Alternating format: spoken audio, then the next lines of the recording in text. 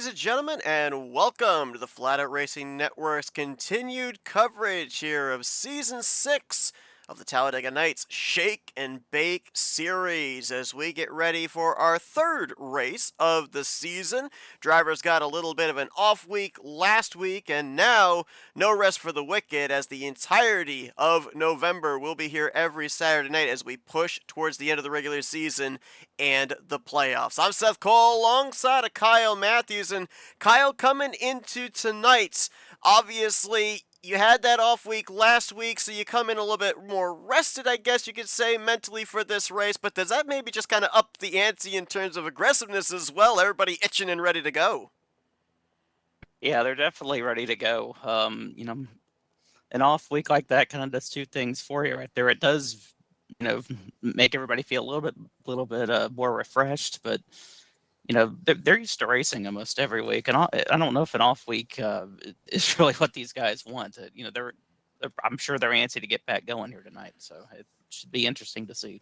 Certainly will be as we get ready for another 66 lapper here tonight. Expedited regular season, only 7 regular season races until we end up putting together the playoff grid. Top 12 in the point stands at the conclusion when the checker flag waves. The end of race 7 will be battling for the championship. 2 races already under our belts and a number of drivers just above the cut line, drivers just below the cut line. It's super close since we've only run 2 races so far this season. Expect to see a lot of drivers move up and maybe some drivers, depending on circumstances here tonight, fall down through the points depending on how their night goes. We've got upwards of 30 drivers that are going to take the green flag here tonight. A few drivers making their first starts on the season as well. And it's an interesting thing, Kyle, when we end up looking at different portions of the season, because normally when we're at the beginning of the season, we usually have drivers in a must-win mentality, trying to establish some good momentum.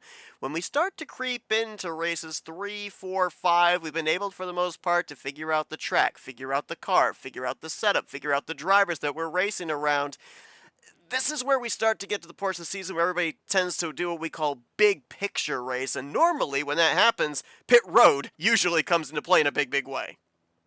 Well, pit road, we've seen it. We've seen pit road be a major factor in, basically all the series that we cover here on FRN. And it's really interesting that they're only that they only have a 7 race regular season. I mean, usually you have about 10 or so races. So if you get off to a bit of a slow start in the first 2 or 3 races, you have time to come back. 7 race regular season though really doesn't give you that buffer. I feel like everybody heads into the very first race in a bit of a big picture mode. Always really focused on where they finish. Everybody feels like they can't afford to get off to a slow start. Yeah, and also to your point there as well, the playoff system is not a win and you're in type playoff system. It relies on, as you say, momentum and on consistency through those 7 races to make sure you are up in the top 12 in points, a chance to be able to fight for the championship, which that in and of itself is also a bit of an expedited playoff schedule as well. There's only 3 playoff races, and the first 2 playoff races have eliminations. So it's going to be really interesting to follow that here down the month of November and into December as we enter into the playoff region of this schedule.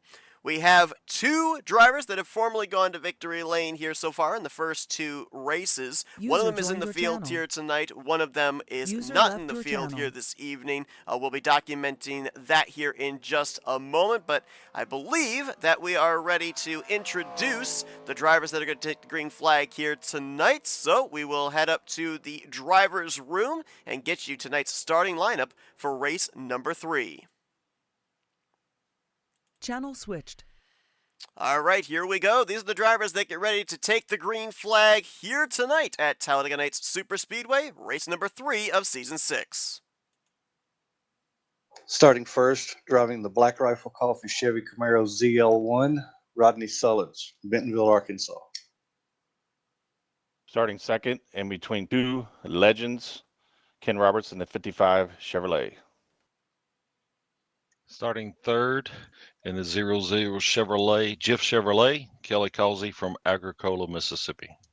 And starting fourth in the 91 Firehouse Subs Camaro, Robert Breedlove out of Lancaster, South Carolina. Starting P5, driving the NOS Energy Drink Dodge Challenger, the number 88 Grant Wesley from Princeton, Indiana. Starting sixth between two amazing drivers. Jeff Aurelia driving number 56 from Elon, North Carolina, driving the Toyota Superman ride. Starting seventh, driving the number 28 Ford Performance Parts Dark Horse Mustang, Mark Pagley from Gainesville, Georgia. Starting eighth, driving the 01 Oreo Chevrolet from Louisville, Kentucky, Jeremy Jeffries. Rolling off ninth in the number 3 GM Goodrich Chevrolet, Gary Heiser, Mount Sterling, Kentucky. Rolling off in 10th, Perry Bond driving number 60 out of Virginia. Good luck. Starting 11th, number 2 TRD Camry, Josh Slocum. Good luck, everybody. Starting 12th, 82, Craig Hagley with the Cypress Construction Ford Mustang out of Canaan Valley, West Virginia. Starting 13th, number 6 Chevrolet Valvoline, Brian Ross in Heath, Texas. Good luck, guys.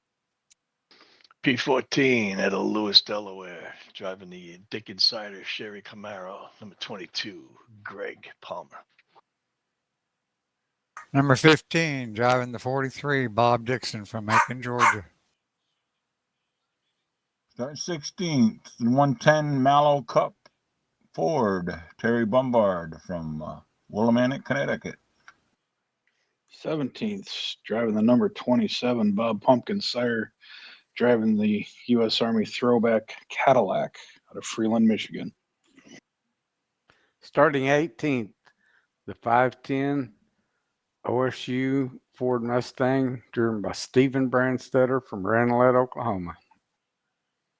Starting somewhere out in the galaxy, Danny Carroll driving the 41 Mr. Goodrich Chevelle. Starting 20th, the number 10 Adidas Chevrolet, Chris Van Vliet out of Annapolis, Maryland. Starting 21st in the 02 Horse Fanguli Chevy, Dennis McCarthy from Long Island, New York. Starting 22nd, 67 on the doors, but number 1 in your heart. It's Garland Oaks from Martinsville, Virginia, driving the Dr. Pepper Toyota for Team Wrecking Ball out of Martinsville, Virginia. Starting 23rd, driving 74, Robert Spring from Madison, Ohio.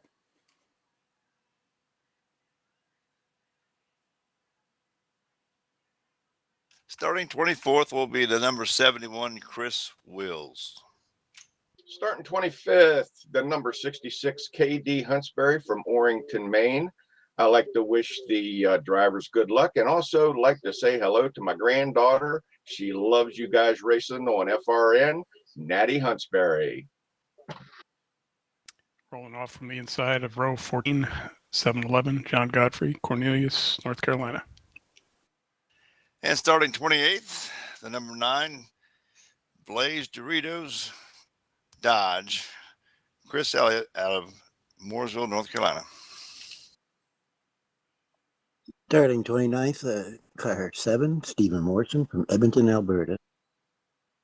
Starting in 30th, the 96 of Ulysses Sandoval for Team Wrecking Ball. Good luck, everybody.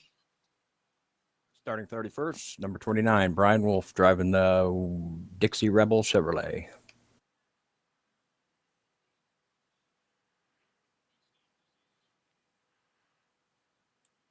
And that's the drivers that are going to be taking the green flag here tonight. Third race of the season, approaching the halfway point of the regular season. Best of luck to all drivers. Good luck tonight. Thank you, Seth. I love you, Seth. Thank you, Seth. Thank you, Seth. Love you, Seth. Channel switched.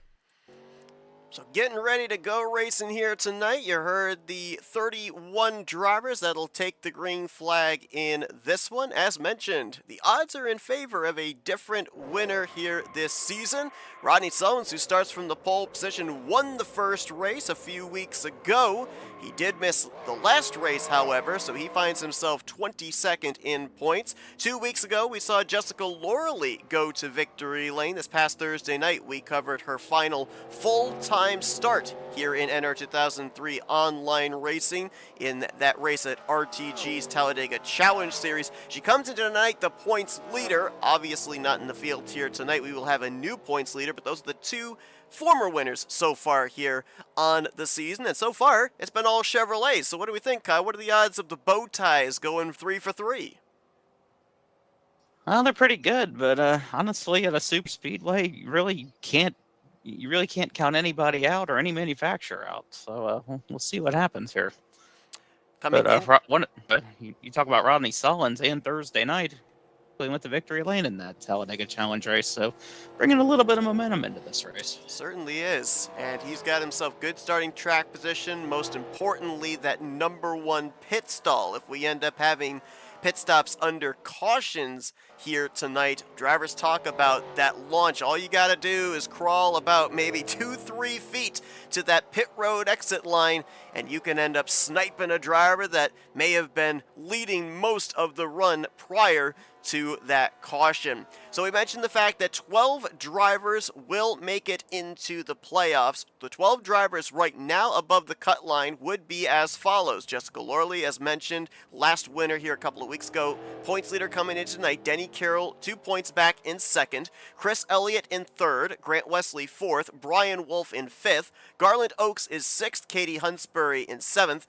8th, John Godfrey. 9th, Dennis McCarthy. Robert Spring, Ken Roberts, and Craig Hagley. That is 10th through 12th. Now, Hagley and Ulysses Sandoval are actually tied coming into tonight. Don't ask me how the tiebreaker would have worked had we had race number 7 be a couple of weeks ago as a regular season finale, but right now, Hagley scored in 12th, Sandoval scored in 13th, but they are tied at 241 points each. Just below them, Alex Moe, Mark Paglia, Rod Weston, Robert Breedlove, Steven Brandstetter. These are names, these are drivers that we heard off the grid here tonight very easily this evening. Again, not necessarily having to win, but a solid top 10, a solid top 5 run. They could find themselves up above the cut line at the conclusion. And when we talk about the fact that it is an expedited regular season, Kyle, I don't know if necessarily you can have 2 or 3 good finishes and then kind of breathe a sigh of relief. Okay,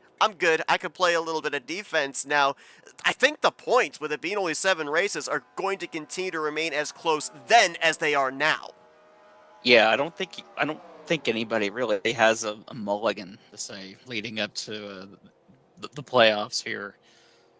7 races, that's not a lot. Like I said, a lot of times in this kind of format, a playoff format, they'll have, I'd say, at least 10 races, to position themselves into the playoffs. Maybe they can afford 1 or 2 bad races, but when your regular season is only in the single digits, I feel like that puts a lot of pressure on everybody that's here every week that's racing for the championship. Absolutely. Well, these drivers are just moments away from gridding up. They're getting themselves familiarized with where their pit stalls are based off of where they qualified. Some of them there you can see back quite a ways on pit road, and with 30, I think it was 31 drivers we had here on the grid, I don't think if anybody's going to necessarily be in danger of not being able to hot pit. We hear all the time drivers that end up in 40 to 42 car fields, if they end up having that very first pit stall at the entrance of pit lane, makes it very difficult to hot pit because you got to get the car woed down a lot quicker than everybody else. But I think with only 31 drivers in the field, I think that the closest to pit road entry pit stall will be far enough down that everybody will still be able to do it. But then, got to be careful that you don't run the risk of overstepping just enough and finding yourself getting the black flag and having to serve that penalty under green flag conditions. You heard there on the grid as well, a couple of drivers making their first starts on the season tonight. Terry Bombard, we'll see him out there in the number 110, and then Jeremy Jeffries, he will be in the number 1 car. You will see it on our ticker as the 01. The reason for that is the server number is the number 1, so Jeremy having to be in the 01 to accommodate that, but we will be referring to him as the 1 car here tonight, that classic blue and white Oreo Chevrolet Camaro. Session has kicked forward to race. Drivers will grid themselves up here on pit road. We'll wait for those most famous words in motorsports, and then they'll get rolling off here behind the Dodge Charger pace car. A lot of Chevrolets up here, making up the top 2 rows with Sullins and Roberts, sharing row 1. Causey and Breedlove there in row 2. Observed a couple of before they end up going to the main event. Normally roughly around 7:30, they end up having 10-lap sprints, 10-lap heat races, and as I was getting into the server setting up here, saw a couple of the last sprint races they had. Saw Ken Roberts and Kelly Causey working together as Ken took the checkered flag and Causey crossed behind him in second. So I expect to see those two maybe try to hook up and work together here in this main event too. And it's an interesting concept too in the case of having those heat races, because someone that maybe you weren't fully expecting to work with here in the 66 lapper, you work with them in that 10 lap heat and you're like, you know what? We're a pretty good combination. Maybe store that away for later on. Yeah, they say your friends are where you find them, and I think you can find a pretty good friend in those heat races. So we'll see how that plays out.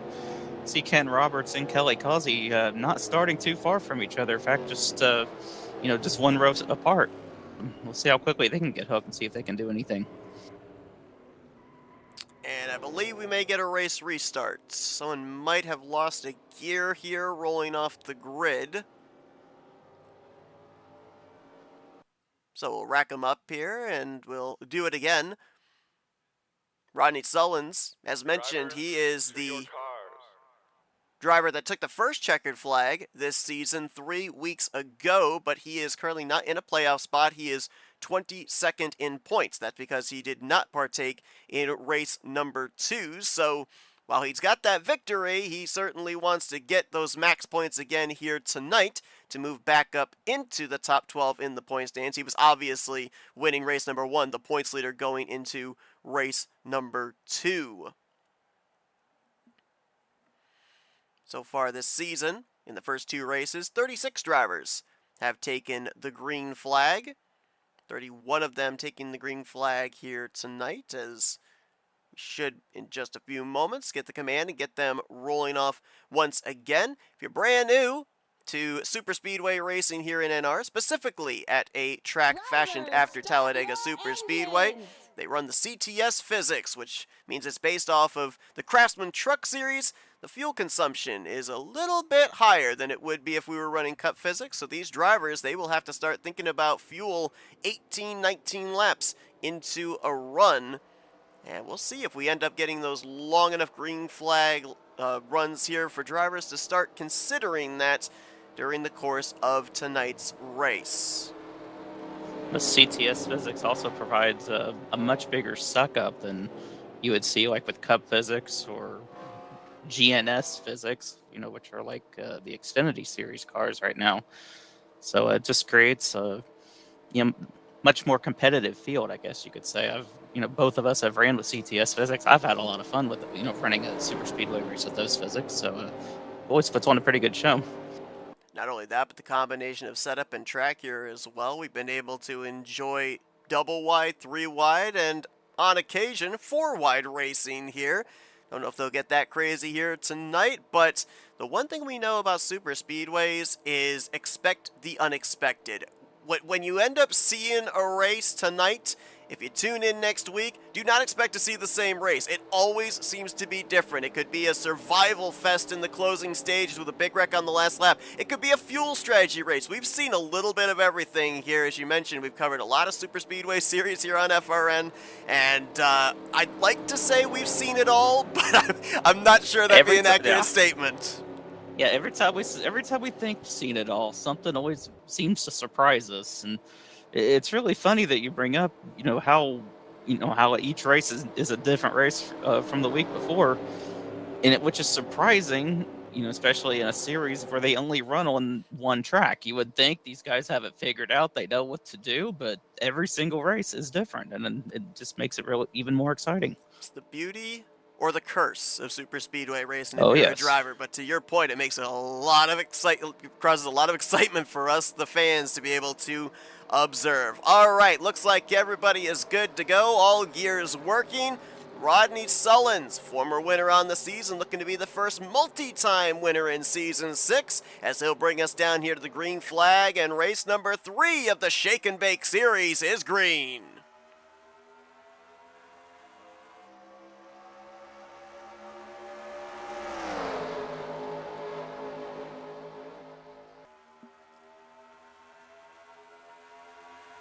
Inside line gets that advantage through 1 and 2, but we'll see that surge up on the top side as they make their way down the back straightaway. Sullins is clear. Does he stay to the bottom or move up to the middle? He'll stay to the inside with Kelly Causey. That'll bring Roberts to his right rear going into 3.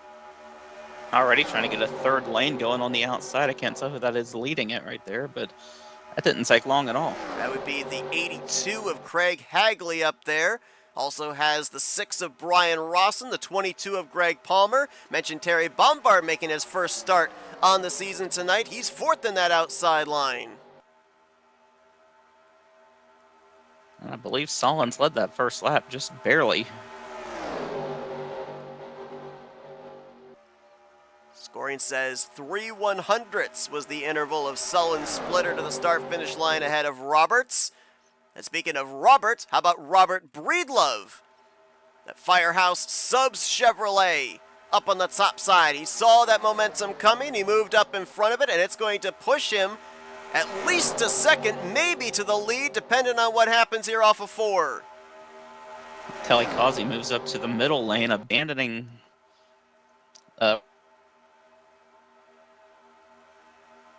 Rodney Sullins right there. That'll move Grant Wesley up to the back bumper of the 38. 3 wide. Causey in the middle. Sullins on the bottom. Breedlove on the top. Momentum continues to stay with that inside line through the corners. They're being able to use the shorter way around the racetrack in the turns to their advantage. Seems like that middle line, that outside line, they can get up alongside of Sullins when they enter the corner, but then they lose all that ground when they enter into the turn. There's a big separation right there between a 28 car and a 3 on that bottom line. Doesn't seem to be hurting the top 3, though, as they've, gotten a little bit of space between them and the other 2 lines right there. Mentioned about the fact Chevrolet. Whoa! Hagley out of shape! He's going to get into Jeffrey Elliott, and we've got one up in the air. That's Terry Bombard as the tri-oval is littered with cars. Breedlove is up and on his roof, and this is a massive wreck in the early going. Started right there near the front of the field, and a lot of damaged race cars. See a lot of damage on the 931 of Breedlove. He was one of those cars that got upside down briefly. Terry Bombard was halfway up. I believe his right side tires were off the ground, and you may have just spotted it real quickly. Right side of the screen, I saw the 29 of Brian Wolf. Looks like he either called a tow or maybe done for the night. He was badly damaged on the front end after he rolled off the grid from the tail end of the field. So that just shows you mentioned where the wreck started, and with him starting out back, this impacted pretty much the entire field in this wreck.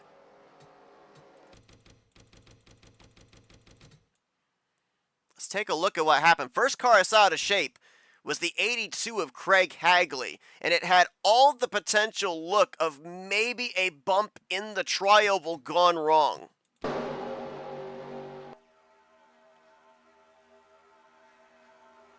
No, they were on the straightaway right there.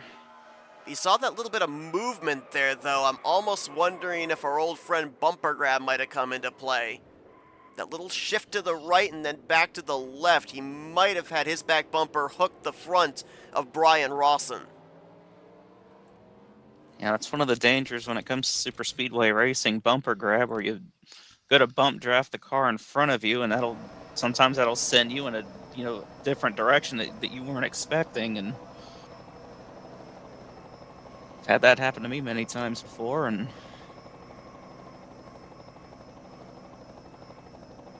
can't really tell if that was bumper grab or not. Maybe an onboard might tell the story better there. Yeah, to your point, maybe just an uneven bump because it didn't look like they were able to line up all that well with each other. It seemed like coming off the corner, Hagley. We're going to go to the 6 of Brian Rawson, but watch this. It looks like Hagley is almost into the right rear, but Brian Rawson is into the left rear. See right there how they're uneven.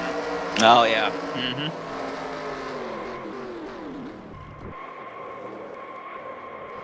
And there's the hit right there, as I believe that there were cars that were sliding sideways. I think it was Brian Rawson or Perry Bond slid into Robert Breedlove, but then got into Hagley, and that flipped the 931 upside down. We'll get another look at it here, but I mentioned Brian Wolf. He looks like done for the night. A lot of damage on the 110 of Terry Bombard, a lot of damage on the 931 of Robert Breedlove. John Godfrey was stalled in the grass for a moment. You see the air caught right there by the Mellow Cup, that yellow 110 of Terry Bombard. Oh, and then It was that up there that got that was some air. Brian Wolf in the 29, so we'll get a camera on that here as he actually went up and over as well, closer down towards the start-finish line.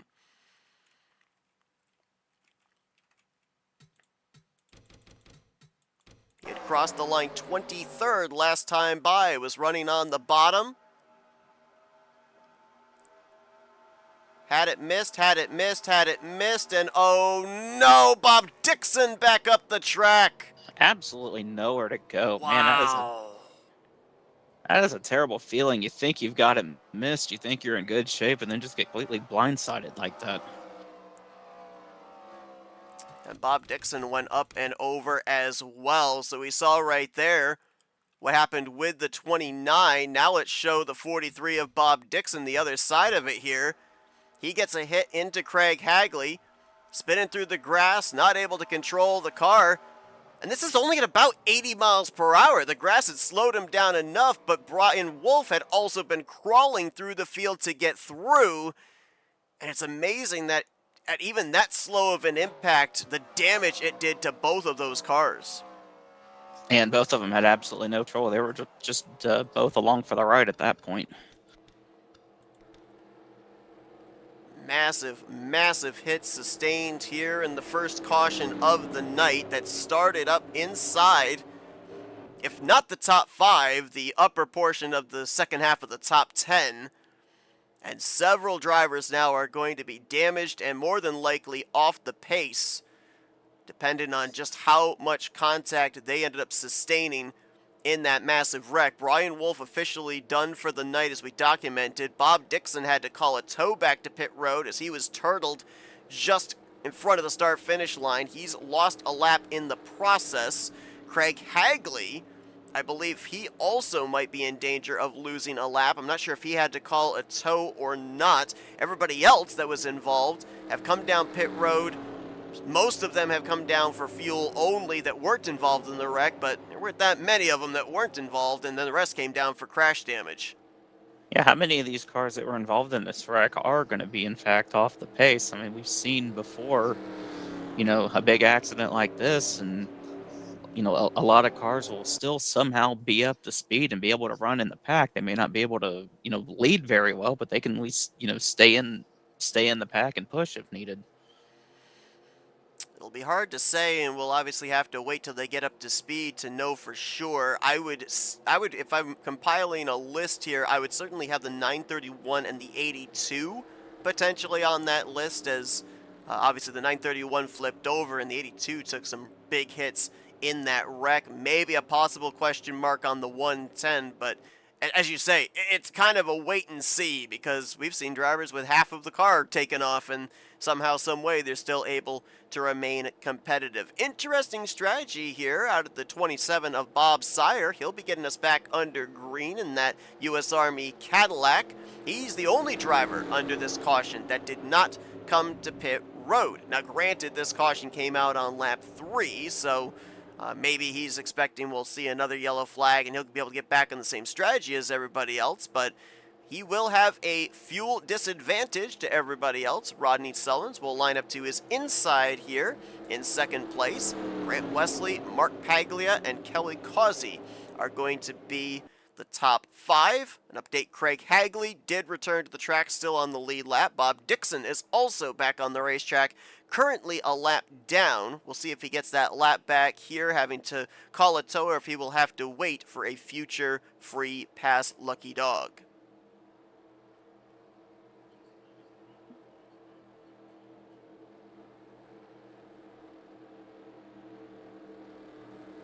See how this works out here for the 27. Mentioned the seats, when it comes to fuel mileage and the CTS physics, talk about CTS fall off. And then you get that especially when you're out front. You're out front, you're using up more fuel, you're not in the draft. So Bob Sire definitely hoping that this thing does not go green the rest of the way. Got Bob in our YouTube chat before we came on the air, as well as Robert Breedlove, a couple of drivers in the field here tonight. Also, Alex Moe was in our chat, stuck at work. Unfortunate that we don't see his number 48 out on the track. Hopefully we'll see that next week. And David Chin just chiming in here, saying good luck to everybody as we get ready to go back green flag racing. Lap 7 will be complete. Lap 8 on the board. 28 of our original 29 drivers will take this restart green flag, 27 of them on the lead lap.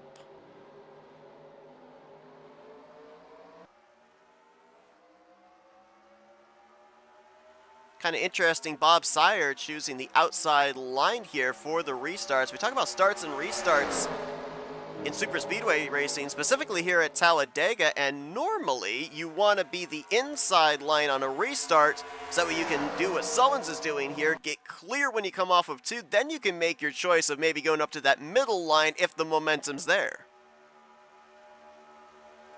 Yeah, looks like choosing that outside line did not get out here for the 27. Couple cars. You see Terry Bombard on the apron. Don't know if he's trying to back intentionally here, maybe. Yeah, remember he was involved massively in that wreck. Thought he was coming to pit road there first, but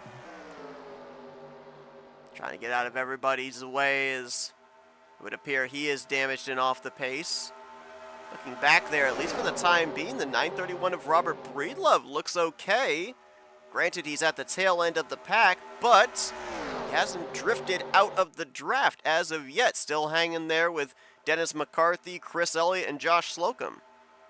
Whoa! Kelly Causey making a move to the outside. Ulysses Sandoval looks like he wasn't sure what he wanted to do there, but he decides to go with the Causey on the outside. Him and Denny Carroll narrowly made contact.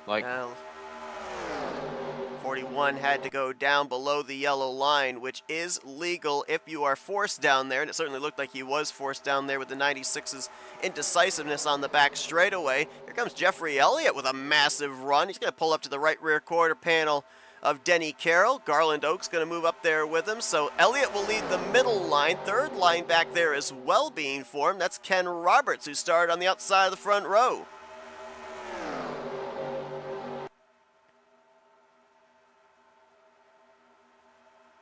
Now Causey going to jump up front of Roberts to try to lead that outside line.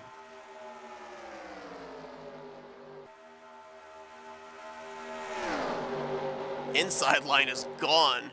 Get Katie Huntsbury down there, Mark Paglia. Now they're shading up to the middle to try and get a little bit of a slipstream off the back of Sandoval, who's trailing that 6-car line in the middle.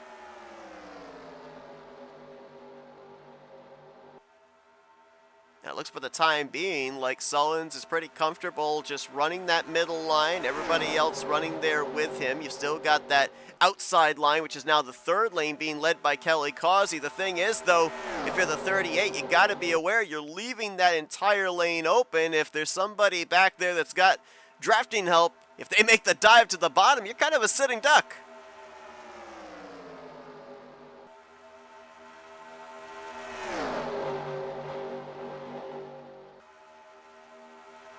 I don't know what it looks like in the middle of the corner. I don't know if it's a server issue or what, but some of these cars are darting back and forth like they're having connection issues. You don't really see it too much on the straightaways, but in the middle of the corner is when you see it, and that's...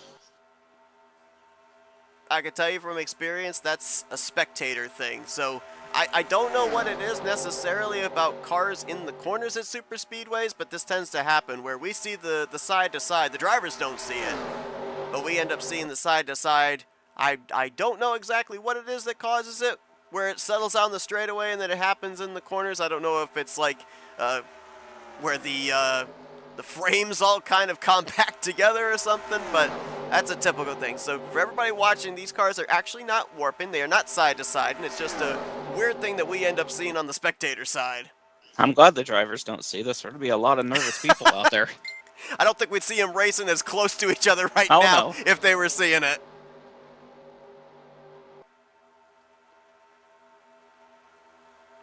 Looking back towards the tail end of the field here, seeing about any potential stragglers. We saw Terry Bombard move out of the way of everybody. He has since lost the draft. Perry Bond also.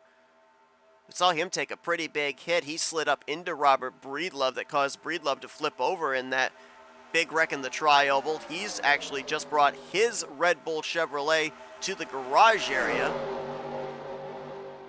And it looks like everybody else is in this lead pack. Stephen Morrison, that number 7 back there, trying to stay in touch with the group, trying to get into the draft of, I'll get it right this week, Chris Van Vliet. Okay, so I am so used to wanting to call him Vliet, but it's Vliet. So 1 for 1 tonight.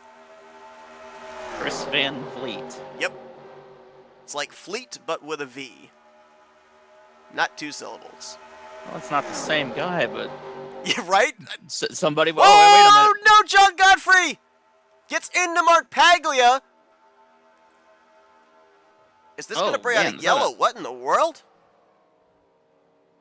Is that a grip flip almost for the 28, it looked like, and... Either it was a grip flip, or I believe the 7 of Stephen Morrison actually was warping, and he may have actually warp hitboxed the 28, but we are still green. As both drivers, their spin out, Godfrey and Paglia, was down below the yellow line and deemed off the racing surface.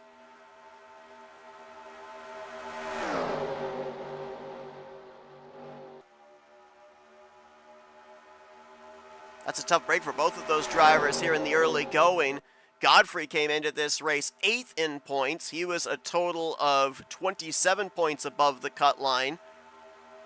And Mark Paglia came into this race 15th in points. He was only 14 points below the cut line. Both drivers were looking to move in and stay in the top 12 in the standings. And we need to remember as well that this series uses the classic NASCAR point system. So it's not 1 point per position.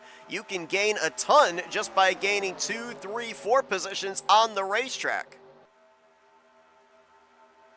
Not sure if any of those cars received any damage in that. I don't know if they just spun out or if one of them spun out and hit the inside wall or not, but they're definitely hoping for a caution right now. Well, it looks like Mark Paglia has hit pit road. He's fallen a lap down. John Godfrey has retired from the race. That's 3 drivers now out of this event. Godfrey, Perry Bone, and Brian Wolf. Bob Dixon has fallen a 2nd lap down. We saw him get lapped as they made their way into turn 1. He went down to the apron, so he's now -2. And Paglia, with coming down pit road, has fallen -1.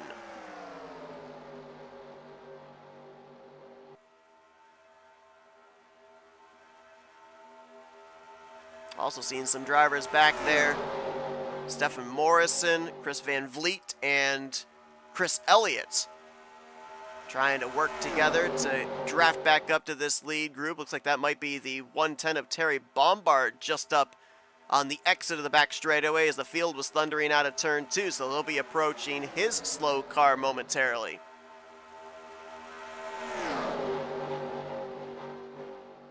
That inside line looks pretty well organized right there. Rodney Sollins leading, Grant Wesley right behind him, and Denny Carroll.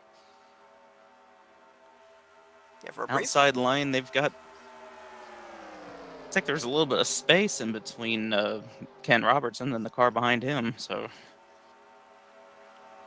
Yeah, for a brief moment, when we saw Paglia and Godfrey go around on the back straightaway, When we then cut back, Jeremy Jeffries had actually gotten up alongside of Rodney Sullins, and I don't know if maybe the wreck that happened on the back straightaway played into some momentum lost in that third line, because to your point, since we've now seen Jeffries drift back into a battle for 5th position with Bob Sire, top 4 have been able to get themselves single-filed out in that middle line from Sullins back to the 67 of Garland Oaks. Now I see Ulysses Sandoval leading that very inside line here. As soon as I say that, Jeremy Jeffries jumps right in front of him. So, but yeah, that outside line is completely disintegrated.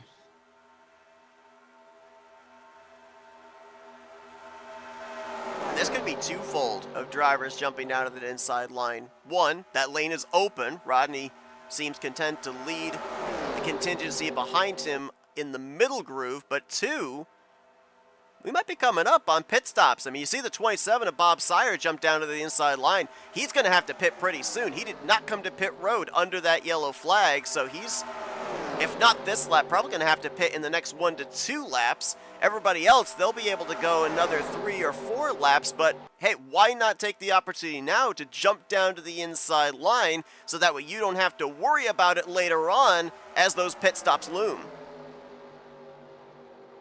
Yeah, he might not be in that bad a shape, staying out if he has to pit under green. Like you said, everybody else has maybe, oh boy, I thought we about out of caution there between Denny Carroll and Kelly Causey. Nice save there, last minute decision to pull back onto the track there, but everybody else has, about 3 laps on the 27, so if everybody makes their green flag pit stop and, we stay under green, in the middle during those pit stops, the 27 should be okay. Yeah, that was incredibly not our second caution of the night there. Very late block by Denny Carroll going into the corner. Kelly Causey now going to try to the outside with help from Ken Roberts. It looks like Rodney Sullins, Grant Wesley, Denny Carroll, they've moved from the middle now down to the inside line. Have to see how long Bob Sire can go before he has to pit here. We're on lap 21. He had about 2 or 3 laps under pacing with which to save fuel. If he can get to lap 22 here, have saved enough fuel under that caution period and go a little bit further than what we normally have projected, that's going to be pretty impressive fuel mileage there. And looks like maybe he might be coming down this time. You see him putting those lefts down very close to the yellow line, and here he comes. And I was wondering if maybe, just maybe, he was going to be able to draw some others to come to pit road with him, because now coming to pit road himself, you're going to have the ease of access onto the pit lane entry, yes, but when you leave pit road, you're going to have no benefit of draft. Yeah, that's the biggest disadvantage that he has right now. Looks like that outside line's finally going to prevail here. Kelly Causey inching ahead of Rodney Sullins right now. Ken Roberts, Jeremy Jeffries up there pushing him, among others up there. So most of these front runners, including Rodney Sullins, Grant Wesley, Kelly Causey, they came to pit road the first time it was open. They did not come down pit road to top off. The caution came out on lap number 3. Pit road was open on lap 4, so we're looking roughly for these drivers, them making their pit stops in the next 2 to 3 laps. See them coming up on Bob Sire right there. Gonna put him a lap down for the time being. That's going to be tight back here in the middle of the pack as they are 3 wide with Jeffrey Elliott and Craig Hagley trying to make something happen there. Really impressed. You mentioned about how deceptive it can be of just how much damage a driver sustains in a wreck. Will they be competitive or not? Craig Hagley and Robert Breedlove, they took some big hits in that pileup, and both of them are up here in this lead pack, still up to speed. The 931 was upside down, for heaven's sakes. Yeah, you just never know with this game sometimes. I mean, there have been some instances where we've seen black smoke come out of the back of cars. We start to think, well, they're done for the night. Yeah. And then all of a sudden, here they are back up in the lead pack. I mean, you just never know. Saw Mark Paglia go a second lap down, currently in the 25th position. After he and Godfrey had a back straightaway excursion, you can see the skid marks actually right there, coming off of turn 2 and midway down the back stretch.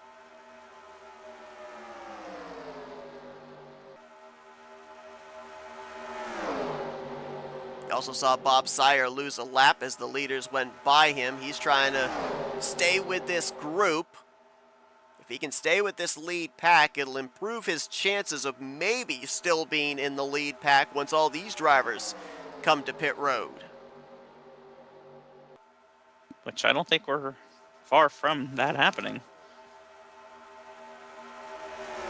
Not seeing radios light up just yet, and now maybe they are. So we may see some drivers diving to pit road here in just a few moments. Bob Dixon in the 43, they got to figure out where he's going. He's going to move up to the 3rd lane, which probably in this scenario is the best lane here. Most of the time the slower cars will go to the inside, but with drivers pitting, might want to give them that bottom line here, especially coming off of turn 4. And here comes Rodney Sullins. Oh, boy. Wow, Garland Oaks got out of shape. I don't know if he was planning on pitting or not. Oh, we got some wrecking on pit lane. Ken Roberts around, contact with Grant Wesley. Rodney Sullins got a part of that, it looked like. Rodney was leading this group down pit road. And the big thing about that, too, is not only do you lose track position when you end up having the contact on pit road, but a lot of times, too, as you're trying to maneuver around or avoid a wreck, you may end up not looking at your speedometer and overstep that 55-mile-per-hour speed limit. Yeah, that's the dangers of, pitting in a large group. A lot of times you'll see, some cars come down in a much smaller group to avoid a situation like that. And whoa! Garland Oaks, yeah, I don't know if that's gonna... That's gonna probably be a 30-second penalty as he locked him up trying to avoid running over the car in front of him.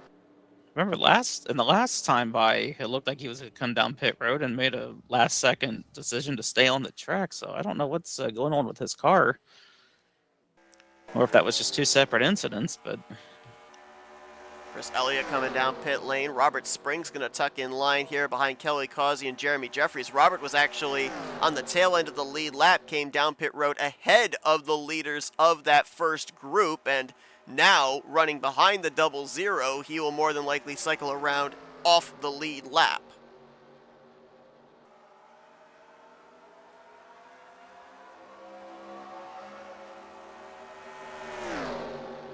See who cycles out to the front. Looks like Jeffrey Elliott may have led the second pack off of pit road.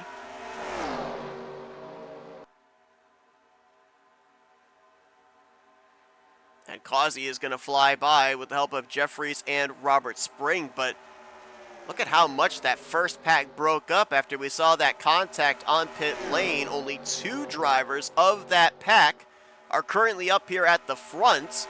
Then you got to go a long ways back there before you find another driver from that group, which was the 931 of Robert Breedlove.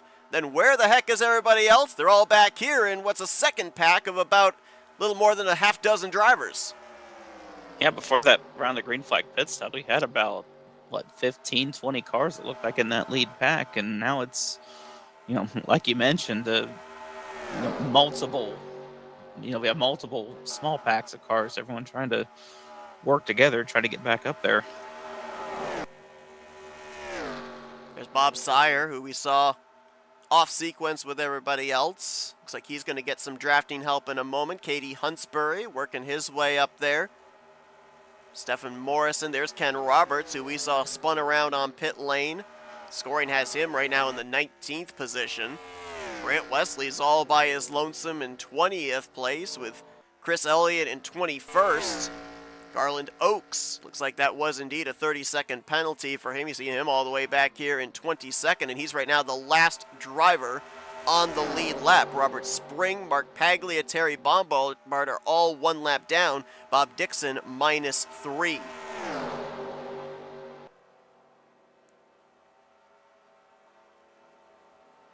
It does look like, however, with everything we saw take place there, coming to and on pit road, it looks like everybody did a good job in avoiding the speeding police. I don't see anybody getting hit with a black flag.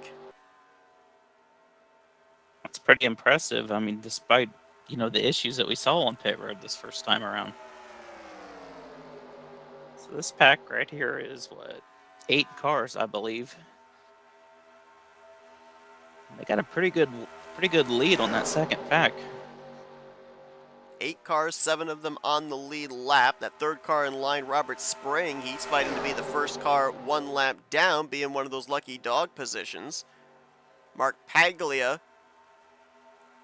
I believe, is the second car 1 lap down, so he would be in the second free pass spot. And a tough night here in his first start of the season for Terry Bombard. We saw him catch air in that earlier wreck back on lap 3. He's been soldiering on off the pace, but it looks like he's brought his 110 Dark Horse Mustang to pit road, and he is done for the night. So he will join John Godfrey, Perry Bone, and Brian Wolf in the infield. Coming up now on, it's like Garland Oaks, and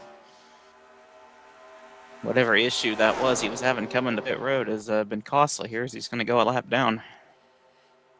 Now he'll be able to tuck in line here with this lead group. This will have him well ahead of Mark Paglia, so now he would fall into one of the lucky dog positions. He's actually able to get in front of Ulysses Sandoval right there, so he's not the last car in this lead pack either. That's a teammate he's able to tuck in front of there. A couple of Camrys out of Team Wrecking Ball.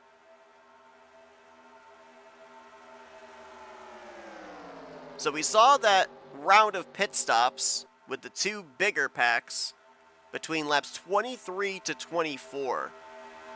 Really interesting numbers there, because we know that about the median these drivers can go is 19 laps on fuel. If we add in those 19 laps to the 24 completed laps, we're talking about lap 43. That still puts us short to the finish. However, the final pit stop may be an interesting one, because it would put us right on the cusp of drivers having to either gamble taking a half can of fuel or maybe taking a full can of fuel to get to the conclusion. A lot is going to really depend on A, how hard they race, and B, who ends up leading most of these last couple of runs. That is, again, provided that a caution doesn't throw a wrench into the spanner.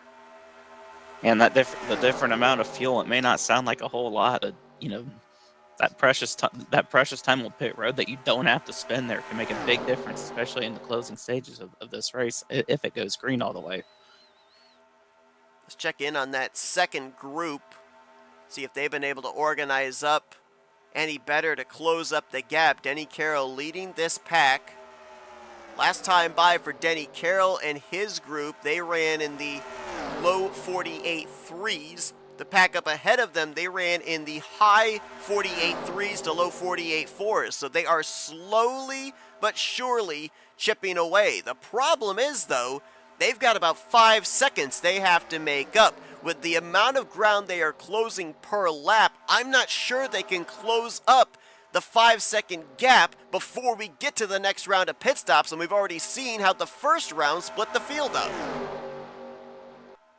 The advantage that second pack has is that they're running single file, trying to run these guys down.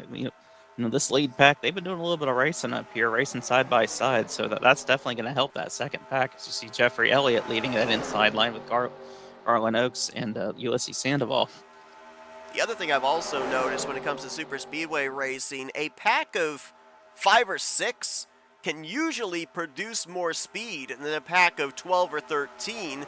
Even if that pack of 12 or 13 are running single file, the big reason, not nearly as much checkup. The bigger the pack when you're running single file, the more suck up there is for the 3rd, 4th, 5th place car, and so they have to check up. That loses the second half of the group their momentum. When you're in a group of 5 or 6, you normally don't have that massive suck up, and you can keep the front and back bumpers locked up really close for a good portion of the lap. Tremendous amount more speed advantage when you're trying to reel in a bigger group. Yeah, it's interesting how that happens. You would think a pack of, with more cars in it, well, they're going to go a lot faster because there's more cars. But, to your point, a pack like this is, much more ideal than a giant pack of cars because of that checkup.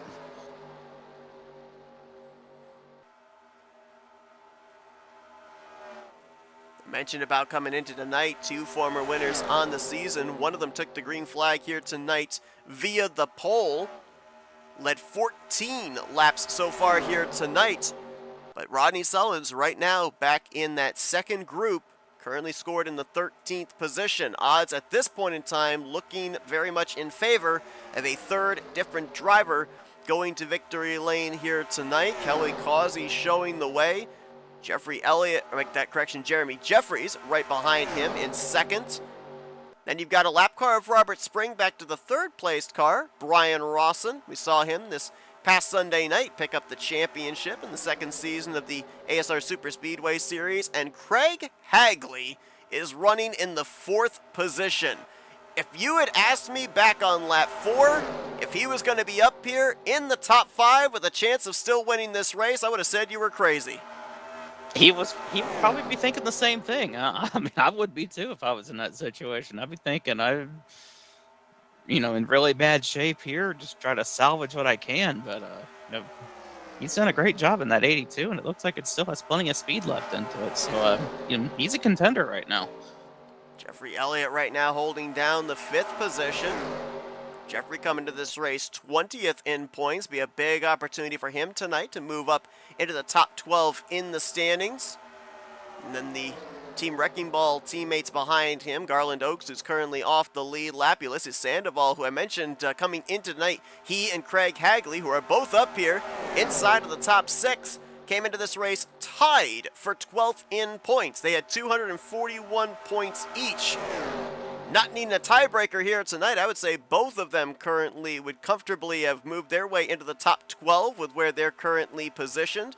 And Dennis McCarthy right there behind them in that 0-24. He's had a quiet night, which isn't necessarily a bad thing after the mayhem we've seen here in the first half of this race. Solidly holding down 7th. He came into this race 9th in points, so it's been a good start to the season for him. Yeah, a quiet night a lot of times isn't a bad thing. If you can stay out of trouble, keep the car in one piece, and if we never even call the driver's name, that's a pretty good night right there. So if we don't call your name until the last lap, you've done a good job. Saw Grant Wesley and Chris Elliott, a couple of Dodge Challengers, going a lap down here. Grant, after the issues on pit road, Chris Elliott had actually lost the lead pack prior to the pit stops. They found each other, and now they're going to be battling hard here with the 74 of Robert Spring, the 67 of Garland Oaks. We've got 4 drivers in this pack fighting for those 2 lucky dog positions if we were to get a yellow flag.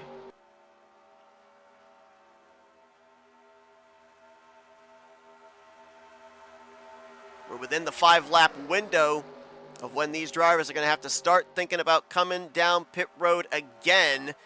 And now, if you're up here in this lead group, we've got a mixture of drivers that were part of that first group and drivers that were part of this second group. Are your hands tied if you were part of the second group and you see these guys from the first group saying we're pitting? Are your hands tied? You have to come down pit road with them? But you said if they're separated, Yeah, if the second, so let's say the drivers from the second group can go 1 lap longer than the drivers from the first group that we saw come to pit road.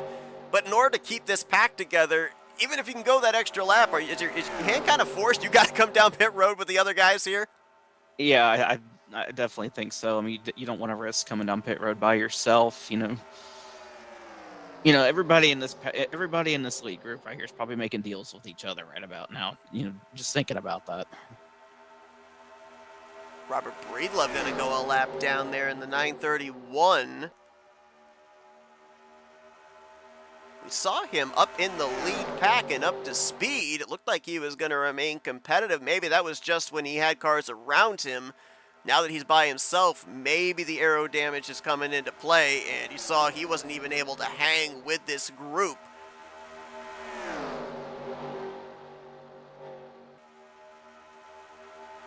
It's like the 28 of Mark Paglia a few laps ago came down pit road, and he's retired from the race.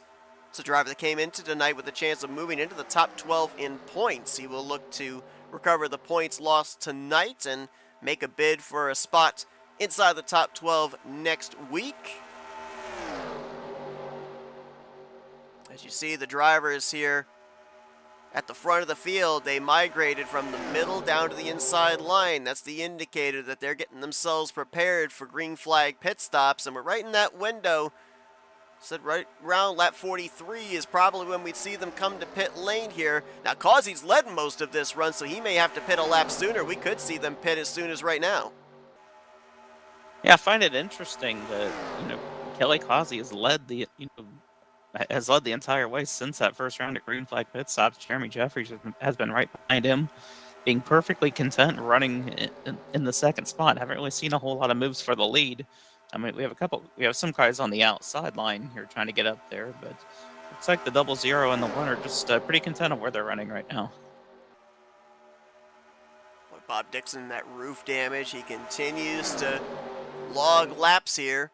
Going to fall now a 7th lap down to the leaders, currently in the 24th position, but every time they've come around him, he's gotten out of the way, and since the point when he was out there off the pace turning these laps, he's been able to pick up a couple of spots. With Terry Bombard, Mark Paglia out of the race, he's jumped from 26th to now 24th on the grid, and if other drivers run into some issues and retire out of the race, he can maybe be able to pick up those spots, and every position garners you more and more points.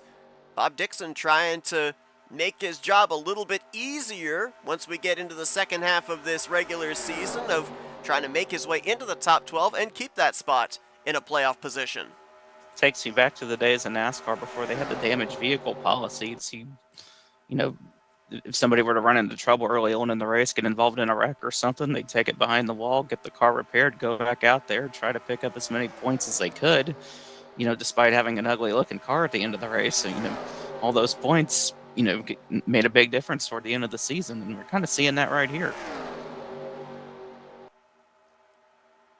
And we have pit stops.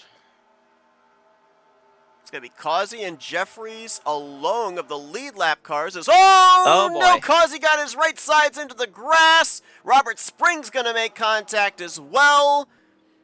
And if it wasn't bad enough that they were going to be coming down pit road alone, those other drivers were going to go a little bit further. Now they've made contact. They've slowed themselves up. Causey is spun out. This is going to hurt this duo even more. Causey just now has gotten his car turned around. It's the second time we've seen issues on pit road here. Both rounds of green flag pit stops, and that was just 3 cars coming down pit road. It wasn't a big pack like we normally see. Saw Ken Roberts and Stephen Morrison also on pit lane. Expect to see some more this time by lap car of Grant Wesley, Jeffrey Elliott pitting from the race lead. These are teeny tiny packs that are coming to pit road here. Last time by 3 cars, this time by 2 cars. Here's a pack though. Woo! Josh Slocum and Steven Brandstetter nearly had some contact made. So we got about 6 or 7. These are all the drivers that were part of that second pack. As Chris Van Vliet was trying to get to his stall, he's going to get overshot, and he'll get into the back of Denny Carroll. Hopefully they'll service him. They are going to service the 10.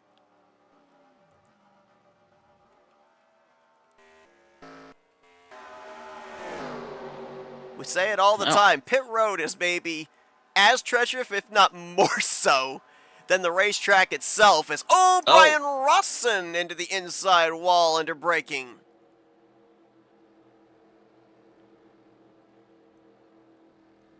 He was able to hang on to it, but I don't know if they're going to have to tend to that left front fender or not. Craig Hagley, Dennis McCarthy as well. Looks like Kelly Causey. Black flag speeding on pit road for him. Same for the 74 of Robert Spring. So while most drivers under the first cycle of pit stops were able to avoid the speeding police, doesn't look like they were as lucky this time. And I'll be honest, I don't have a clue who to focus the camera on right now of who may end up cycling around to this race lead, because it seemed like just about every group that's come to pit road has had some kind of issues. I'd say just try to find somebody who we know hadn't had an issue on pit road here during this time. I mean, this is... it's got to be the most issues on pit road I've seen in quite some time. Keep it on Craig Hagley. He was scored the leader there coming off of pit road.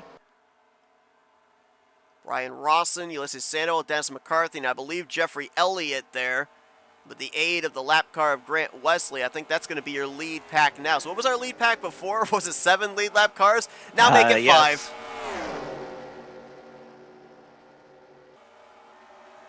And Grant's going to lead Jeffrey to the lead there. 2 cars against 4, but granted these 2 were up to speed. Those 4 were trying to get themselves organized while getting up to speed.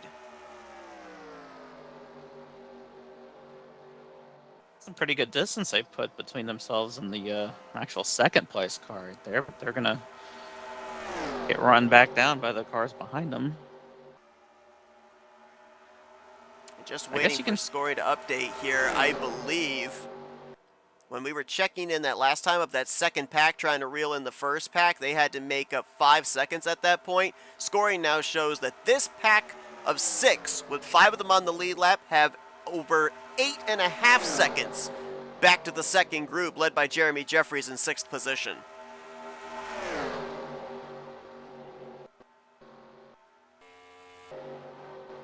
I talk about it all the time, how important pit road can be. Not making any mistakes on pit road, and need any more proof. This is the second pack. Josh Slocum right now in the 6th position. They just made their way around Jeremy Jeffries. Rodney Sullivan's now in 7th, Greg Palmer in 8th, and Jeffries will drift back to 9th. Pack of 4 here along with Chris Elliott, who's a lap down. Then here's pack number 3, I guess we could say. This is 10th and 11th. Correction, this is actually only 10th position because Kelly Causey is a lap down after having to serve the black flag for speeding, and also Robert Breedlove is a lap down. So Denny right now is enlisting the aid of 2 lap machines. Final driver inside of the top 10. Here's 11th through 13th. Roberts, Huntsbury, and Van Vliet. Bob Sire right now in the 14th position. Stephen Morrison just dropped from 14th to 15th place. Gary Heiser is currently in the 16th position, and Grant Wesley, because he's leading this pack, he is the last car on the lead lap in 17th place. This kind of looks like a practice session where you'd see just a small group of guys go out and draft and run together, see what their cars can do instead of an actual race. I mean, it's just, it's amazing how much the pack is broken up because of all the issues we've seen on pit road. Well, a caution could certainly shake things up here, but if we don't see that yellow, we do know these drivers are going to have to pit at least one more time. Calculations show that that pit stop's going to have to take place more than likely with less than 5 laps to go, roughly in the 3 to 4 laps to go range. If I'm these drivers right now, Elliott, Hagley, Rawson, Sandoval, and McCarthy, the biggest priority at the top of my list, do not screw up on pit road, because that has been the detriment of about half the field tonight. It's been the Achilles heel, that is for sure. And the later we get into the race, the more nerves you feel. So you can keep their cool under pressure here. If it does indeed come down to a final green flag pit stop with just a couple laps to go.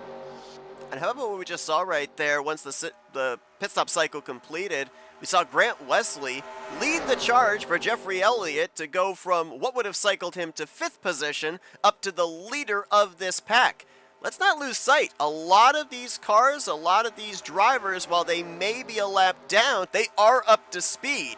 So if you're any one of these 5 drivers here, if you may be able to enlist the help of a lap car that's up to speed, that could be the proverbial X factor in this race. Oh, absolutely. I mean, you see somebody that's, they may be a lap down, but they're not damaged. Like, Grant Wesley's not damaged and always able to lead this pack right there. And Jeffrey Elliott took advantage of that to take the lead. Well, a reminder to everybody what's coming up this week on FRN. We'll be back here on Wednesday nights as we continue on the 66th season of the Rolling Thunder Gaming Aero 88 series, as we will be bringing you coverage of what I believe is a short track. I checked the track that evening, Spartan Speedway. Half-mile short track racing under the lights. That'll be Wednesday night. Green flag flying at 9 p.m. Eastern Standard Time. And then the playoffs have begun for Season 66 of the Rolling Thunder Gaming Talladega Challenge Series on Thursday nights. We'll be having our simulcast with Blaine Donald and Tarnation TV to kick off the postseason. 12 drivers have made their way into the championship hunt, and they begin the first race of the round of 12. Green flag will fly for that as well at 9 p.m. Eastern Standard Time. And then Saturday nights, join us right back here for the 6th season of the Shake and Bake series for Talladega Nights. As we draw ever closer to the end of the regular season, next week will actually mark the halfway point of the regular season. And one of the 5 drivers in this lead pack very well may be going into that race as the winner here tonight. Couple of Toyotas with Elliott and Sandoval, the Ford of Craig Hagley, and the bow ties of Rawson and McCarthy.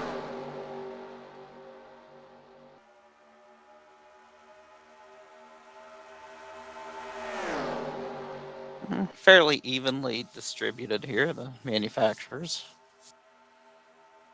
Got a Dodge Challenger leading this thing, and not leading this pack. He's not on the lead lap. That being the 88 of Wesley.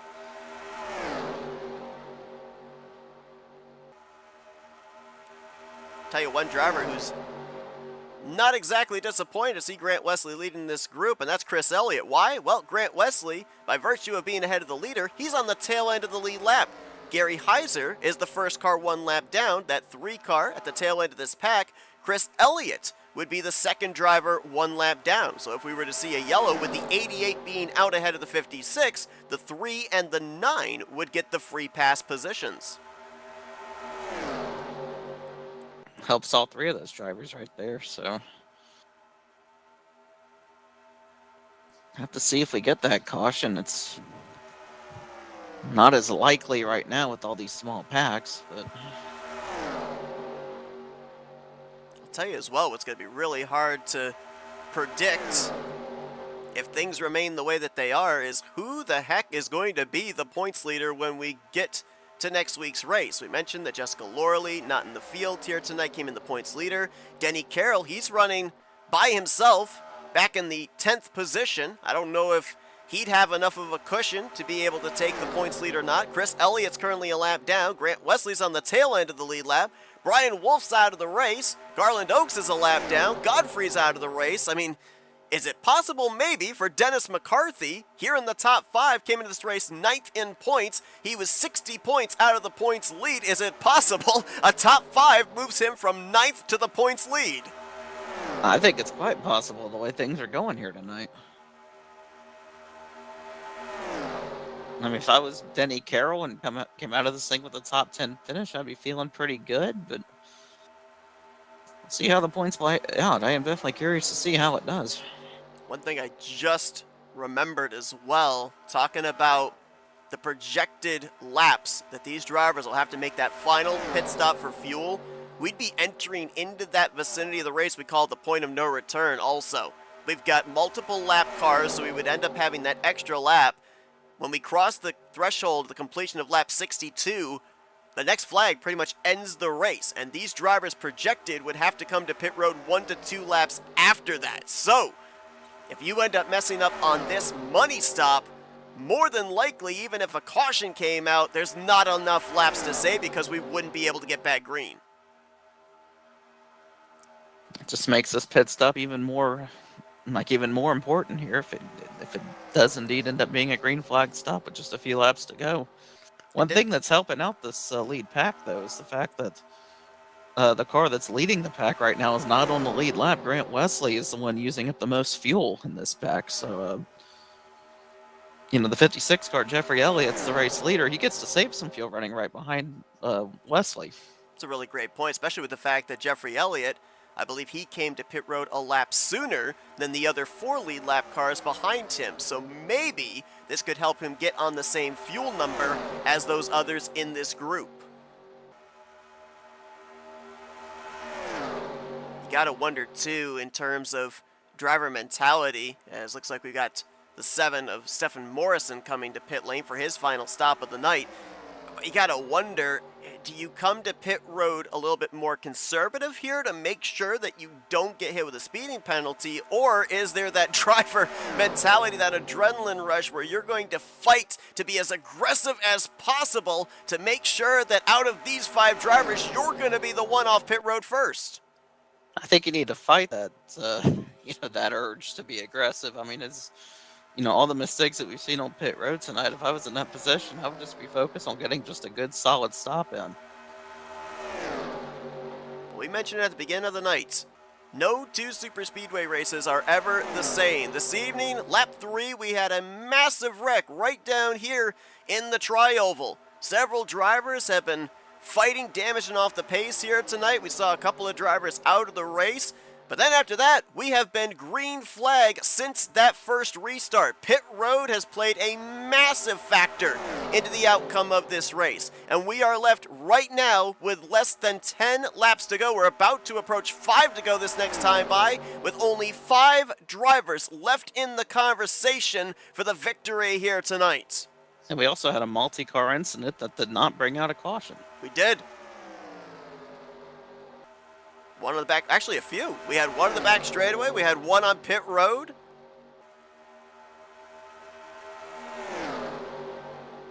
So just because we've had one caution flag doesn't mean we haven't had multiple incidents.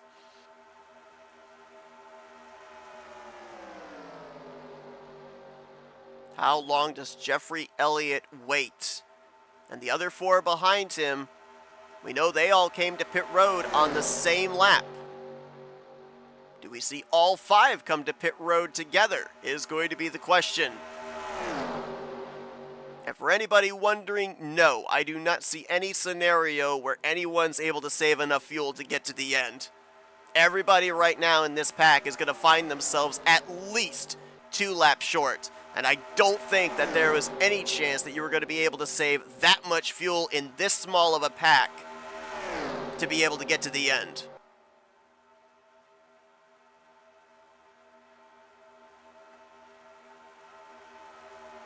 We're getting down to it, right around the next lap or 2. I would expect to see these guys come down pit road. And we're keeping the focus on this lead pack because the second pack, while there is about 4 or 5 drivers in it, they're not making up any ground whatsoever. 15 plus seconds back to Rodney Sullins and Greg Palmer, currently in the 6th and 7th positions. Jeremy Jeffries a part of that group as well in 8th place. It is all on these 5 right here.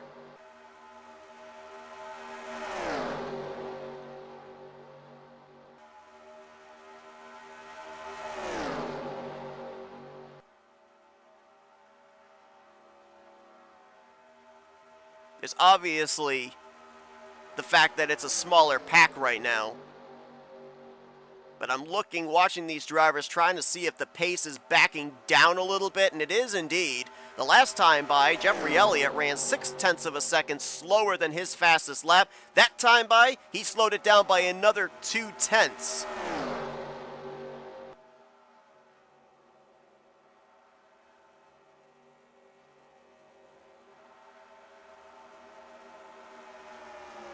Sandoval looking to the inside here. No help on the bottom there. Is it because all these guys are saving? I think all these drivers are saving it. Sandoval's trying to bypass them. Grant's coming to pit road. Jeffrey's fading back. He might be out of fuel. He's picking it back up here, but he is saving hardcore. Man, maybe there is a way they can make it on fuel. We're at 2 to go. We could have all 5 of these drivers maybe running out on the last lap. Is the gamble worth it? They've got that 15-second buffer, so why not try it, I guess?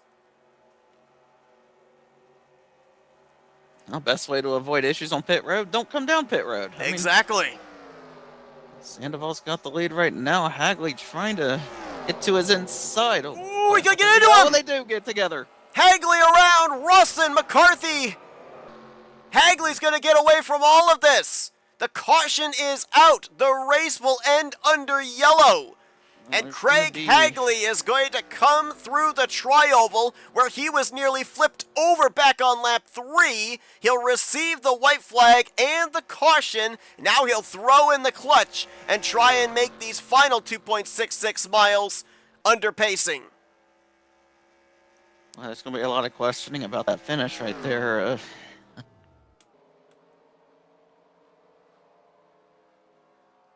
Saw Sandoval come down and throw the block. Hagley kept to the inside there. We'll go back and look at the replay. But that wiped out all the lead lap cars that were in that pack, with the exception of the 82. Jeffrey Elliott actually crossed the line in second. He got past all of that. There he is. And I believe Sandoval, waiting for scoring to update, I believe Ulysses Sandoval crossed the line in the 3rd position.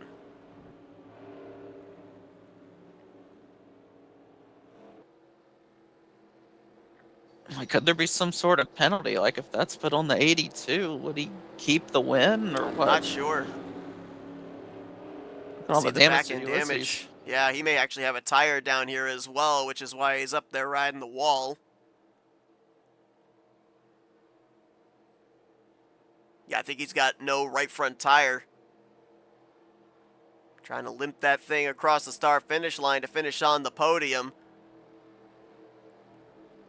And Craig Hagley, who got that uneven bump through the trioval back on lap 3 that triggered the massive wreck, the only caution we had had up to this point, is going to bring them down here to the start finish line.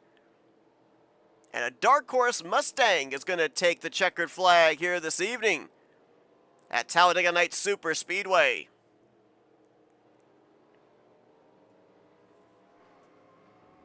Oh, here we thought it was going to come down to a late race pit stop, and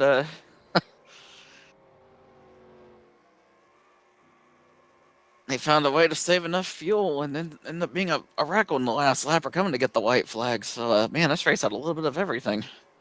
See a bunch of drivers back here have not even yet taken the checkered flag. I think some of them back there are on fumes, just coasting back to the start-finish line to finish in their respective positions as Craig Hagley begins his celebration here at the start-finish line. Craig came into tonight, ironically enough, tied with the driver he made contact with there over in 3 and 4, Ulysses Sandoval, for the final spot in the playoffs, 12th in the standings.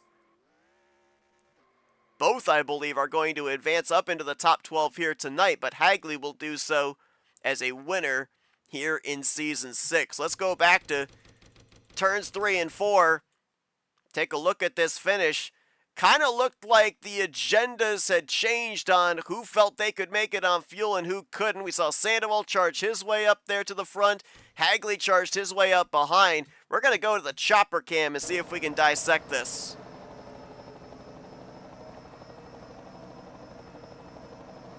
Oh, the lane was there. Hagley got to the inside. Sandoval tried to come down. Hagley kind of comes up. And again, taking into account that it's the last lap. I don't think that was due to a block by the 96.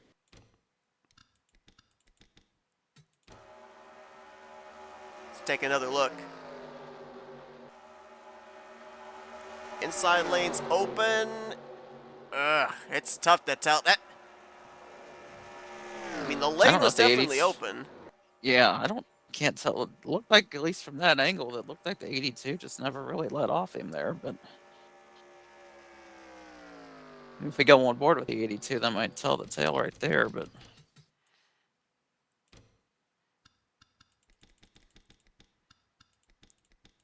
here's the onboard with Hagley.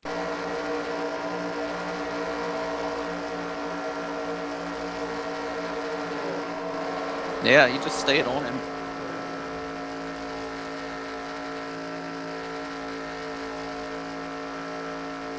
mean, Ulysses threw a little bit of a block there, but Yeah, that onboard, that was a good call because at first, from the other looks, it looked like there was a full lane open, but then you can see there's really only about maybe half a lane. There's definitely not enough room for a car to be able to fit through.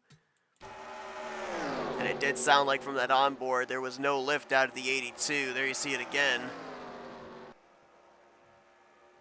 And there you saw Rawson, McCarthy, and Sandoval, who were all up here lead lap cars with a shot of winning this thing, all got swept up.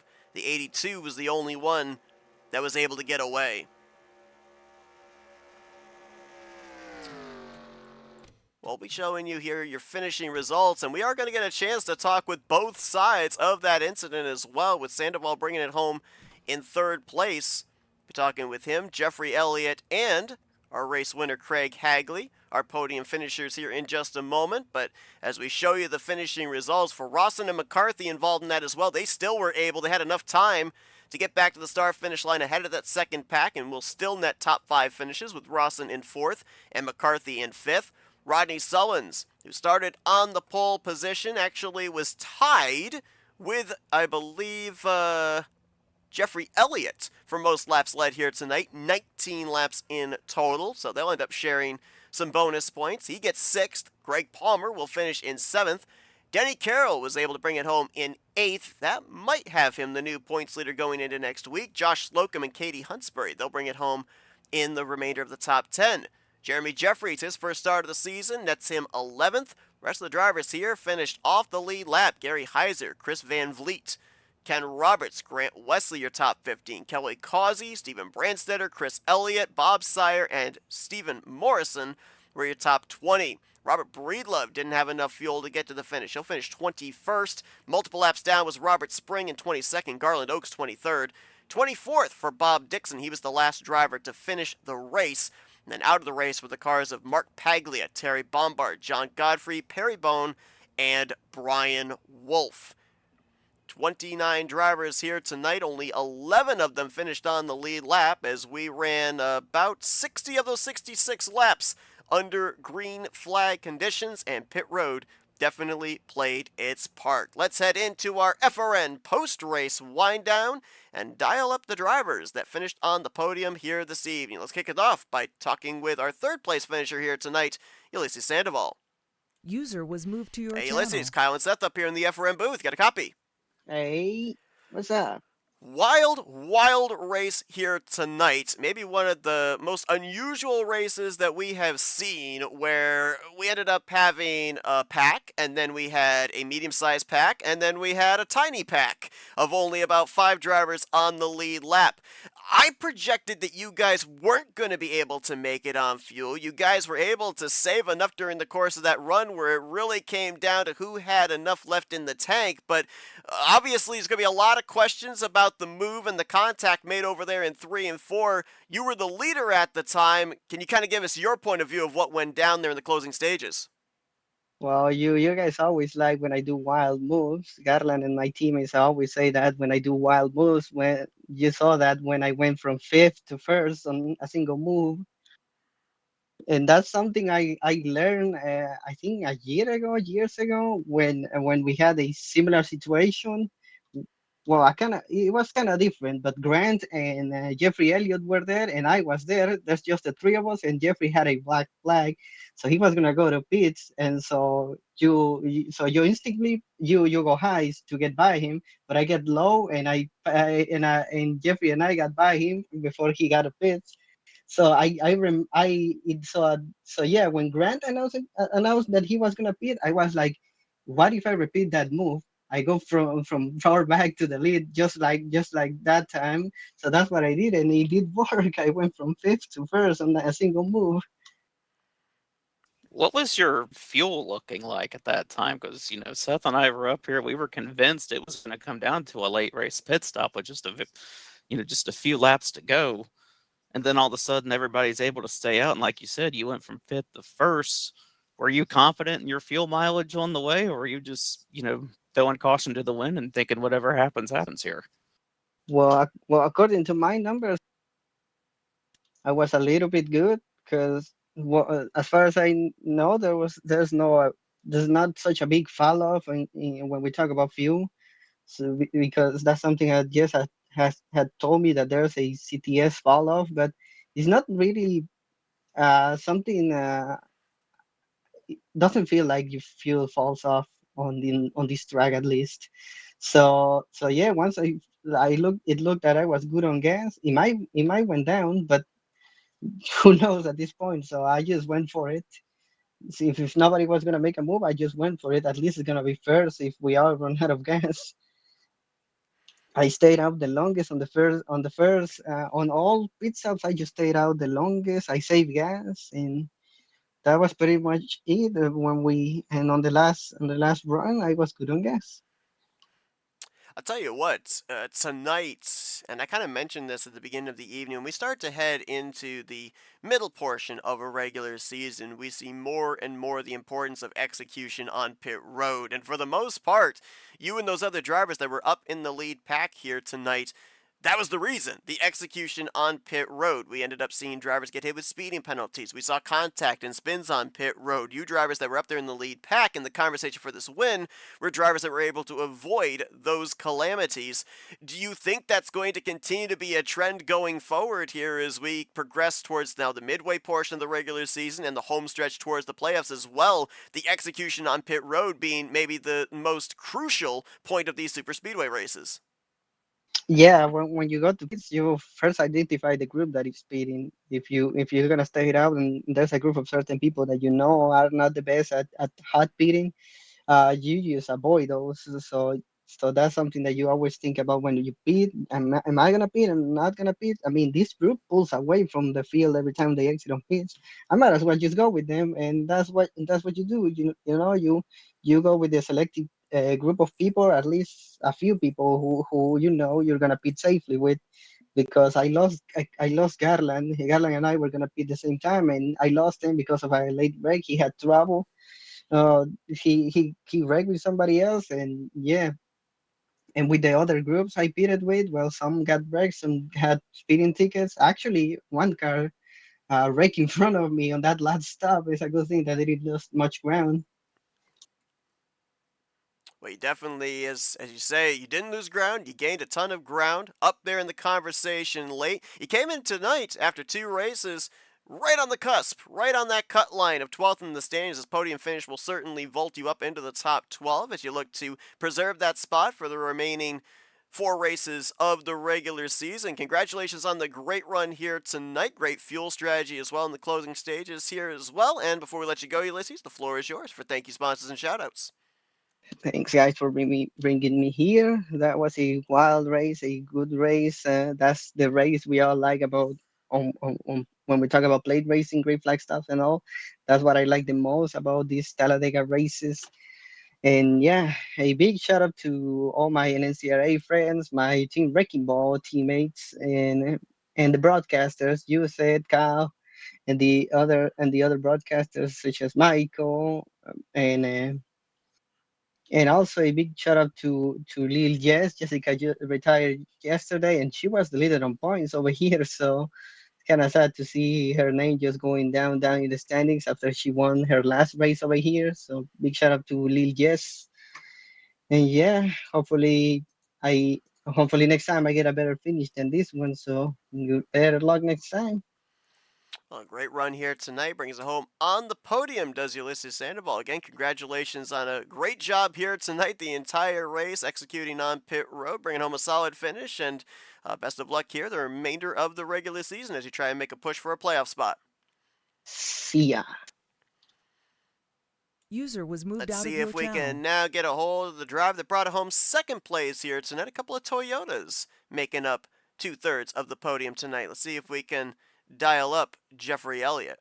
Well, actually, it looks like Jeffrey might be in conference with somebody right now, so we will actually hold off on that. We'll dial him up here in just a minute when he is free.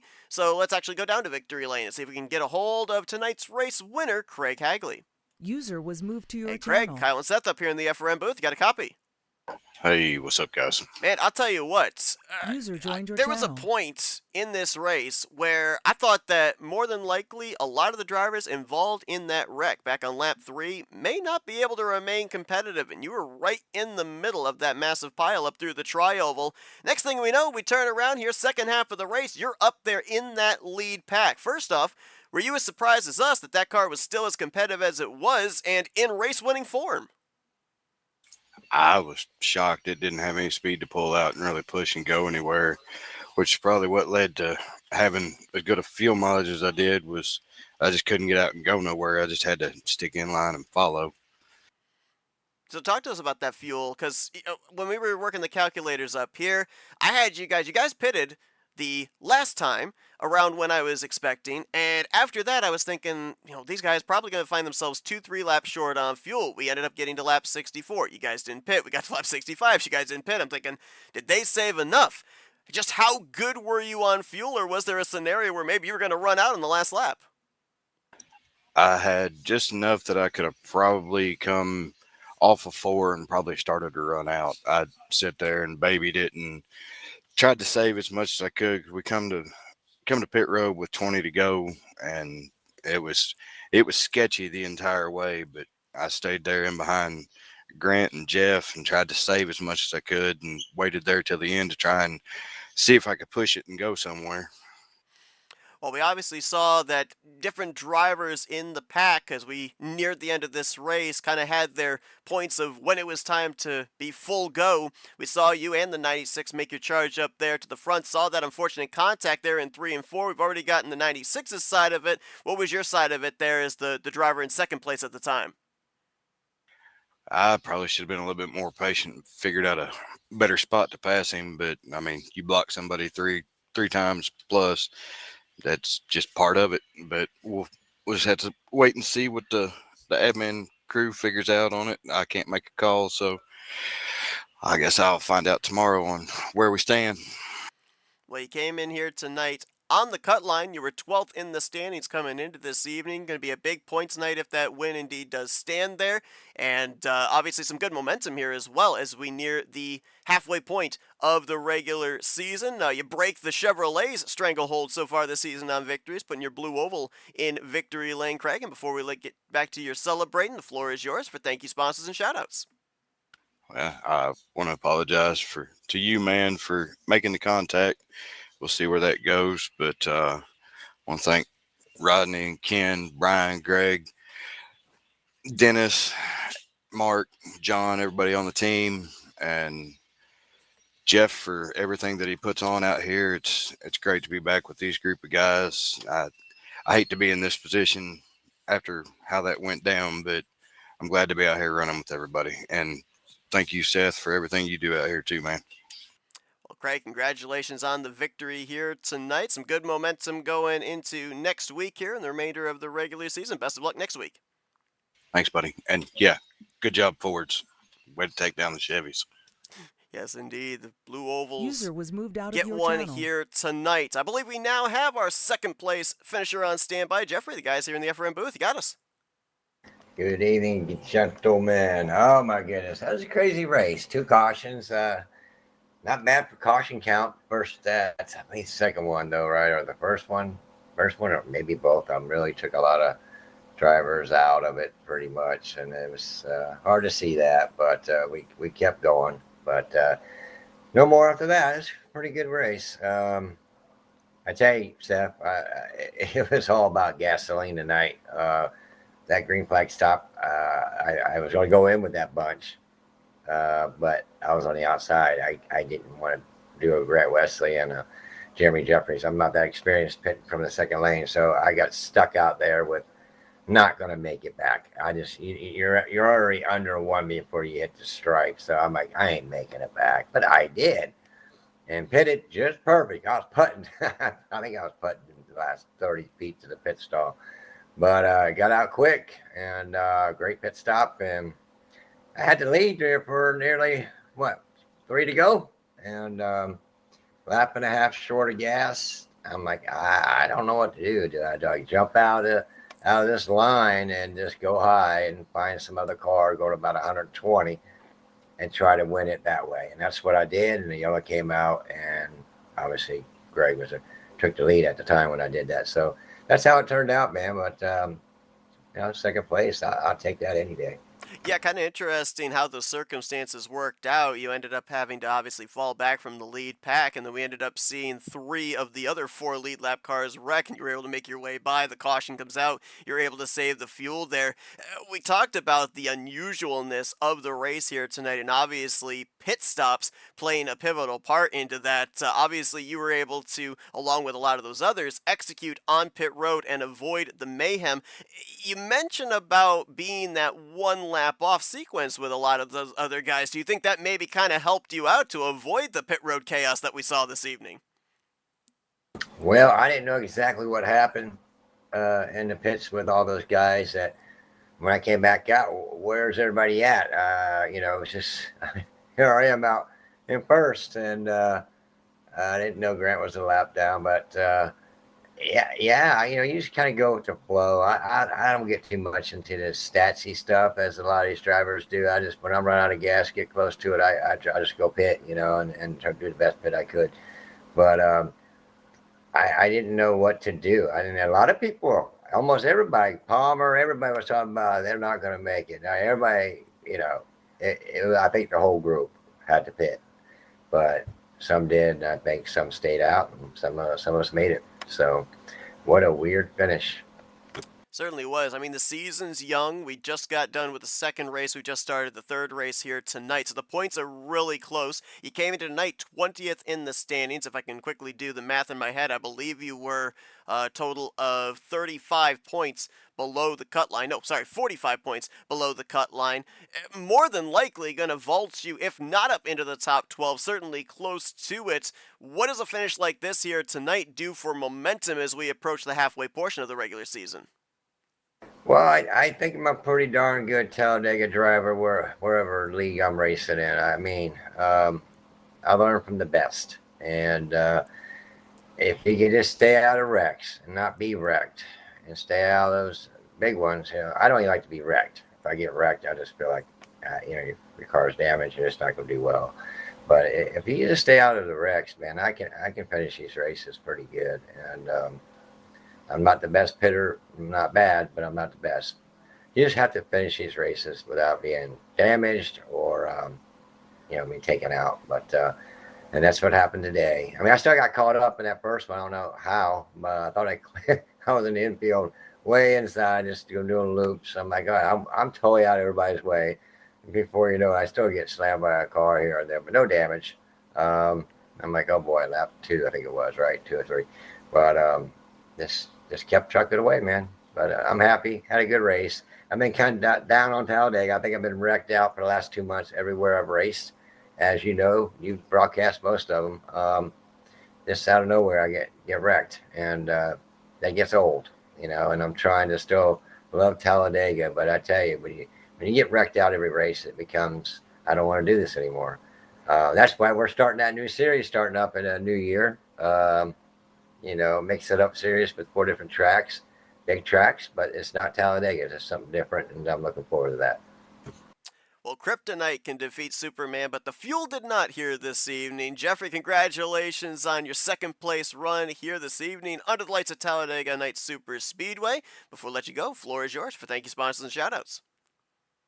First, I'd like to thank you, Seth. You always do an amazing job when I go back to watch these broadcasts along with your co-host, and appreciate all you guys helping Seth out there. I miss Jess. I know she's retiring from this pretty much. I wish she was still out here because she had the lead, and she probably would have won this series this season. Love racing with her. I want to thank my lovely wife. I don't get to say, it's so weird to say that now, Seth, wife. I love her to death. She's the greatest person in the world. So thanks for her allowing us or the husbands to race. It's a big thing in the household, but I got a good one that lets me do it. So God bless her. And thanks to my brother Chris and all the admins, Ken, Breedlove, all the guys to help me run this series. Wish we could run 8 days a week, but unfortunately life gets in the way. But thank you very much. And thanks for all the drivers that came out. Well, again, congratulations on the podium finish here tonight. Second place, Jeffrey. Hopefully this builds some good momentum here as we approach the halfway portion of the regular season and you fight for a spot in the postseason and the playoffs. Thanks, guys. Have a great rest of what's today? Today's Saturday. I'm all messed up. Have a great weekend. Good football day. See y'all later. Absolutely. That's Jeffrey Elliott, brings home second place User here was moved out of tonight. your We channel. mentioned about the stranglehold so far that the Chevrolets had with back-to-back victories in the first two races. No Chevrolet inside of the top three here this evening. One Ford and two Toyotas. Well, Kyle, I mean, what more can we say about tonight's race that we haven't already said? I think the one word to wrap it all up is unusual. Very unusual.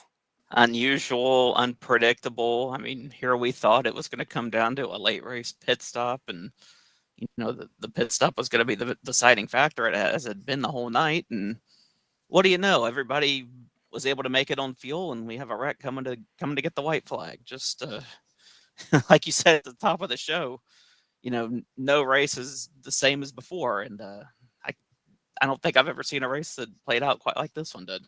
No, certainly not with what we had to start it off with the massive wreck in the first 5 laps and then saw it green the rest of the way. Not without incidents, as you pointed out, but green the rest of the way. Obviously had that race ending yellow, and it was coming down to fuel mileage. We've had just about a little bit of everything that we expect to see in super speedway racing. Green flag pit stops, fuel strategy, the big one. It was all here tonight, and it may end up looming around the corner when these drivers take the green flag next Saturday night as well, as we will reach the halfway point of the regular season. 3 races down, 4 races left to go until we determine the 12 drivers that will battle it out in this season's playoffs. But Craig Hagley takes the checkered flag here tonight, 3rd different driver to pick up a checkered flag in season 6 of the Talladega Nights Shake and Bake series. Thank you all for tuning to our coverage here this evening. Next time we'll see you, we're going to be at Spartan Speedway Wednesday night for the Aero 88 cars for Rolling Thunder Gaming's Aero 88 series. 9 p.m. Eastern Standard Time is when the green flag will fly for that one, as we've got 3 broadcasts to bring you Wednesday night, Thursday night, and next Saturday night back here with the Shake and Bake series to cap off the week. But for Kyle Matthews, I'm Seth Cole. Thanks for joining us here this evening on your Saturday night, as you've been watching another broadcast courtesy of FRN, the Flatout Racing Network. This broadcast is the copyrighted work of Flatout Racing Network and may not be rebroadcast, retranslated, or used in any form without the express written consent of Flatout Racing Network and iRacing.com Motorsports Simulations. Flatout Racing Network would like to thank you for your support, and we hope you enjoyed tonight's broadcast.